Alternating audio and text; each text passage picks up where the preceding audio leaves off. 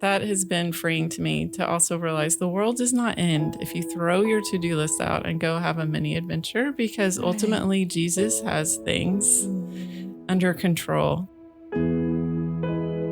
Welcome to More Than Small Talk. We're Susie Eller, Jennifer Watson, and Holley Girth, writers and real-life friends. We're inviting you to go deeper, become freer, and feel more connected. So imagine you have a cup of coffee, a mug of tea, or a green smoothie in your hand, and we're all hanging out in your favorite place together.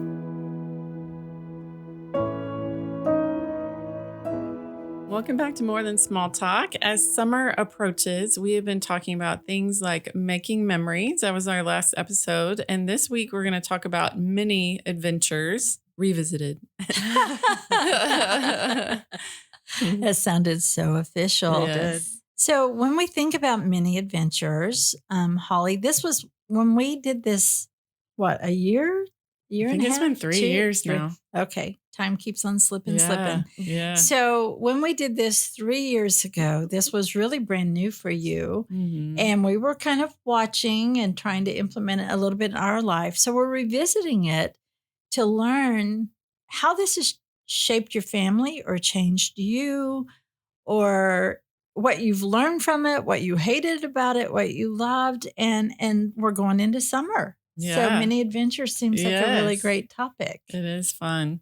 So yeah, mini adventure is just something small that you do in your usually everyday life. So it might look like trying a new restaurant or going on a trail you haven't walked before, or maybe Susie and I did a painting class together as a mini adventure. So that's what it is. And I started this in a heavy season in my life that I intentionally felt like I needed to balance with lightness. Mm-hmm. So I knew if I didn't intentionally do that in some way, then it would be a lot harder. And so I tried doing them, and I still do them. Mm-hmm. They are not my official word for the year, but I have not stopped. I have a running mini adventure list in my phone. And anytime anyone says, oh, I went to this new restaurant I loved, or you should try this, or you should try that, then I put it on my list and I slowly move through them and check them off. So yeah, it's been really fun. Awesome. What about you, Jennifer? Well, we did that together. We went and did goat yoga. Goat yoga, yes. Yeah. So that was something the three of us did. Yes. And axe throwing. So That's we kind of done some of that. Yeah. So I think that that's fun, because I think that there's something about the mini adventures you go, oh, well, like I could do that. And so that's what I wanted to ask you too. How many people have this, like it's kind of caught on and they've started doing this? I do hear a lot like, ooh, I want to do that. Yeah. So, or now people who know that I do it will ask me like, what's on my list? What's on your list? What's on your list? So that is kind of fun to say. Yeah. Okay, spread the many adventures. Well, what's your most random thing? Most random. Oh, that's a good question. Probably. I mean, axe throwing is pretty random. Okay. Yeah. It was. Because the axe would come back toward us. Yeah, so it would. We were not real good at it. I think there was one of us that excelled. I think it was you, Susie. I don't. Probably. It probably was. I remember I was excelling. I think what we called excelling was the axe wasn't coming back to us to kill us. So if that's excelling, yes, maybe I did excel. Yeah. But one of the things that Richard and I have done, if we've pulled this into our own relationship, is to have little mini adventures. We've been married for a long time. And what can happen is you can kind of fall into a rut. And I think what's intimidating about this is people think it has to be expensive. And there's been seasons for us where we didn't have 2 dimes to rub together, but we had each other. And so about a month ago, and I may have mentioned this, we bought these scratch off date game thing, and it has a little dollar sign on it, which shows you that it might cost $5 or it might cost nothing. It might be expensive. So those usually go to the back. But for example, one night was make a dish that you've been wanting to make. And I do remember sharing this, but I'm going to share it again for this. We made homemade biscuits, and it said, listen to music of your youth. So we listened to Fleetwood Mac. Yes. It was up. It was just booming in the house, and just have fun. And so we made these homemade biscuits, and then we had them after with some jelly and, made a night breakfast. It was the most fun night because Yeah. Richard would break out and dance, because Fleetwood Mac was playing. And I thought, you're bringing fun into your life. And it didn't cost, making biscuits is really cheap. Yeah. Yeah. It's flour and water, basically, and some buttermilk. But yeah. Well, so like for the people listening and saying, like, I want to do this, like, where do I start? How would we point them in a direction to just like try new things, start a list? Like, what would you do? Yeah, I would say start a list in your phone and capture things as you hear them. I found a little local newsletter that shares all the things happening in our area. Mhm. And a lot of them are free. Like there's a free concert Yes. series in a park that Mark and I went to probably 2-3 times last year. And we plan on going back. So especially, I feel like this is the mini adventure high season because there are so many free outdoor events. Right. So you can look and see if there's like a newsletter or a social media page that shares all the events for your area. And then once you find your favorites, you follow them. And so you can see, oh, something's coming. So I think it's just starting to think about it and also knowing it can be something that you are not good at or not even necessarily that interested in. The idea is to get yourself out of your normal comfort zone. Like I have no pressure to be a great axe thrower. I don't need to do it on a regular basis, but it went on the mini adventure list because I'd never done it before. And so I think it's intentionally cultivating your curiosity is part of it. Like strengthening your curiosity muscle is important and keeping yourself as a beginner, which I think is really healthy. To say it's okay to be a beginner, and there's a humility that comes with that that I think is important. And it's memories, like we were talking about last week. Every time you do something new, you usually remember it. Like if you think about it, you're like the first kind of time, a new neuron. You're sparking new the neural neurons. pathways. It's really good for your brain. But yeah, so I think it's a low pressure start. Like just put a note in your phone. Round up your people if you want them to be part of it and say, this summer, let's do 3 mini adventures. And your people can be your friends. Your people can be your neighbor. It can be your children. It can be your spouse. My daughter tells this story and I find it so hilarious, but she was in college and they were asking about what adventures did you take when you were young? And I don't know why this question was being asked, but she said, when we were little, my mom would take us and we would have little pails and shovels, and we would go to the back of the pasture and we would make it like we'd sing while we went, and then we'd dig up these, treasures because there used to be an old household there.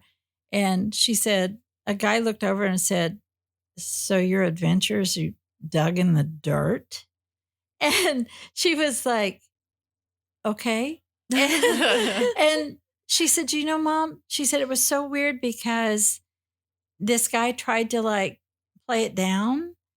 But she said, what I remember as a kid is singing. I remember we're going on an adventure, finding treasure. And she said, even though he tried to reduce it to you were digging in the dirt, she said the adventure was we were looking for treasure. And I think that's an important part of this is the mini adventure. What somebody else might look at and think is nothing, it might be absolutely everything in the culture of your family. Yeah. I think that's really good. Hey friends, we hope you're enjoying this conversation about mini adventures. If you'd like to keep up with mine, I'm most likely to share them through the emails I send from hollygirth.com. So you can stop by there, sign up, and who knows what my next mini adventure might be that lands right in your inbox.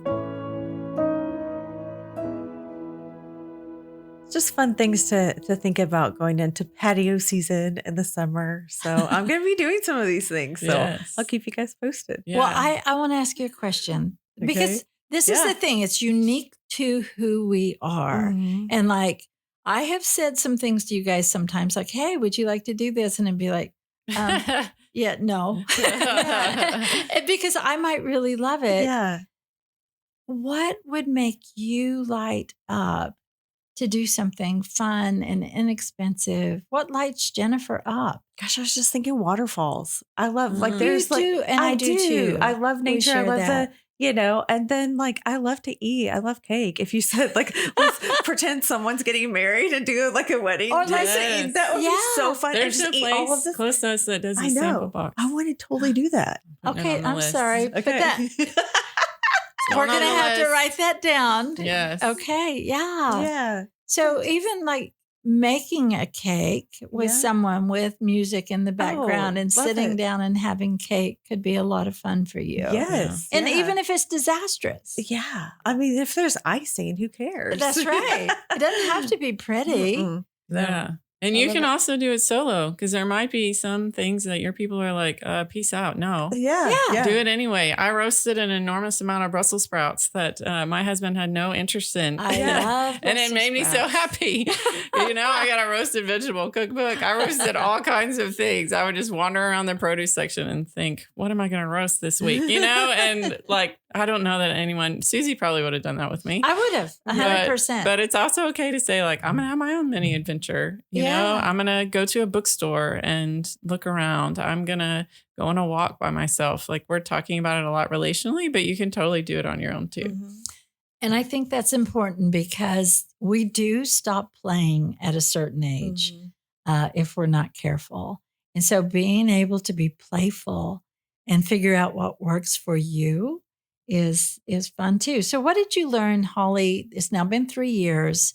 Is there anything that you learned that you thought, this is really not a good part of mini adventure? I'm putting too much pressure or whatever. What did you learn? Man, that's a hard question. I don't know that I can think of a negative. But that's a good answer. Yeah. Because even if it goes badly, you're like, well, it still counts because it was something new, Yeah. So, I mean, some of the places we've had meals, we've been like, well, we're never Good. never doing that again, And Yeah.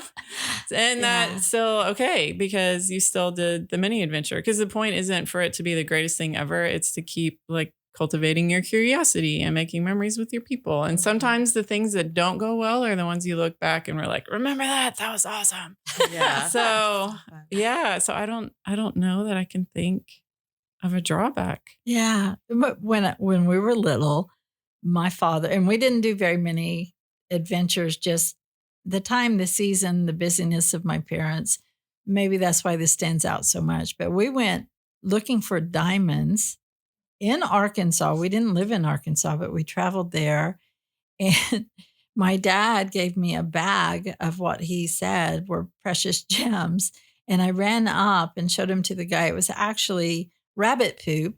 But the memory of that, I wouldn't say that was the best memory, getting rabbit poop. But what I would say is what I do remember is my dad's laugh that day. Not at that, just his laughter, being with him, digging in the dirt and looking for treasure. And I think it's just knowing that you're doing something out of the ordinary that has the potential for fun is good.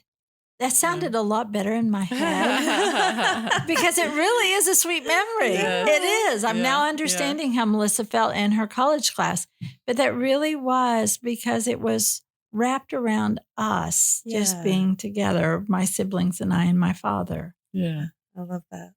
Yeah. And I want to say too, this doesn't come naturally to me. Like some people are naturally fun. I feel like you are, Susie. You're good at that. And it's not natural for me. Like when I started doing it, it felt very forced because I tend to be like overly responsible and uptight sometimes. And yes, I feel like it has become a skill that I have learned or a muscle that I have I strengthened. love that. And that's really reassuring because someone might be listening. If I were listening 5 years ago, I would have been like, I'm just not that kind of person. Yeah. But I become that kind of person. Like it's something people know about me, Yeah. grew my it. many adventures. And it's now such a big part of my life and my relationships. And so, yes, I wanted to offer that too, that if you're listening and you're like, I'm not that kind of person, I'm just not naturally fun. And then great. That means it's even probably more for you. Yeah, Yeah. Holly, and I would say that watching you do this, it felt like that each time that you did this, you felt a little more free when you did Mhm. it again. And even in the area of relationships, I remember you saying, I'm going to go to this club and do this, book club. Yeah, I was like, not Holly in the club. Everybody in the Yeah, club. everybody in the club. I'm going to this neighborhood. Maybe I should put that on the list. Something with strobe lights. I'm going to this neighborhood book club, and I thought, okay, the Holly I knew wouldn't do that on purpose, and you were on purpose breaking boundaries in your own life Yeah. and coming back and going, I loved that. And I'm in like 5 groups. Like, I know. Which is so. Which is the wild. fruit. Which is the fruit of Yeah. this, I think, is that it expands our horizons to what could be fun in our life that we might not know. I brought some stuff from growing up that said that this would be hard, that would be tense. We don't do that. But when I started exploring, it was like, oh, I really like that. And I didn't even know Yeah. I like that. It's surprising sometimes. Yeah. So I guess I've gone from mini to maxi Yes, girl. adventures. Yes. She's not. Yes. Yes. Yeah. And it's also a sweet part of my relationship with Jesus because it's childlike faith in a way. Yeah. To be able to like on Sunday, like we did the food for, this was back during Easter season, but Mark and I did all the food. We had all these dishes in our kitchen. Our house was a wreck. We are the sort who would have normally come home and been like, we have to do this right now. And we were like, no, we're going to go sit on a patio. We are not touching those dishes. And we totally abdicated all of our adult responsibilities. And the dishes just sat there until like the next evening and nothing happened. Yeah. No, I think I learned like nothing happened Yeah. when I said, I'm going to go sit on a patio with my husband and celebrate that we, had this family time and it was good. And so, yeah, that has been freeing to me to also realize the world does not end if you throw your to-do list out and go have a mini adventure, because ultimately Jesus has things under control. So that has been freeing too. Good. So we've talked about creating a list, just randomly putting things down. Like I'm trying to hold on to the list that says there's a place that you can get sample cakes in a box. So, noted. We've also talked about it being unique to you, no pressure. Is there any last word of advice to that person who says, I really want to implement this in my life? Life is chaotic and busy, but I want a little fun in my life. What is one last piece of advice to give to them? I mean, just start somewhere and take someone along with you, because someone really wants to connect with you and spend time with you. And maybe you've said, we're going to do this. We're going to get together. Just put it on the calendar and do it. Yeah. And I think just saying, what can I do within the limits of my life right now? So it might mean you watch a new show instead of needing to go out somewhere. It might be you download a bird app where you can identify the birds in your backyard. That was one for me. And it still brings me so much joy. So I think saying many really does mean many. Like it's okay to honor whatever limits are in your life right now. And also you can't do it wrong. You can't do it wrong. Yeah. So just try things. And then it turns out you'll do more of the ones you like and you won't do the ones you don't like again. And so it's really just a big experiment. And yeah, it's meant to be fun. So we have a Facebook group, and I'm going to want you to share the mini adventures that you and your family, or you by yourself or with a friend, are trying. So come on over to More Than Small Talk on Facebook, and let's talk about your mini adventures and see what's going on.